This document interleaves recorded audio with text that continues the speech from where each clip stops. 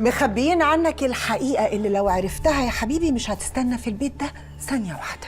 فايقة ولا كلمة. أنا ما باخدش أوامر من حد، أنا أقول اللي أنا عايزاه. وبعدين ما كفاية بقى لف ودوران. يحيى كبر ما بقاش عيل صغير، لازم يعرف كل حاجة.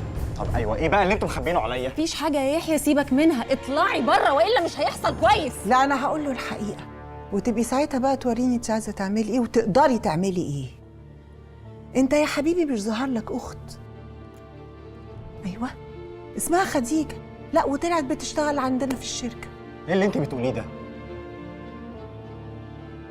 يعني خديجه دي تبقى؟ لا لا لا سوري، هي مش أختك بمعنى الكلمة. اسكتي بقى اسكتي. بص يا يحيى، أنا هحكي لك على كل حاجة. نديم وشروات زمان كان عندهم بنت صغيرة اتخطفت، وهم ما كلفوش خاطرهم إن هم يدوروا عليها. تبقى خديجة اللي عندنا في الشركة. فهمت حاجة؟ ايه الجنان اللي انت بتقوليه ده؟ يعني خديجه دي تبقى؟ ولا أختك ولا ليك أي علاقة بيها، لأنك لا ابن نديم ولا شروات.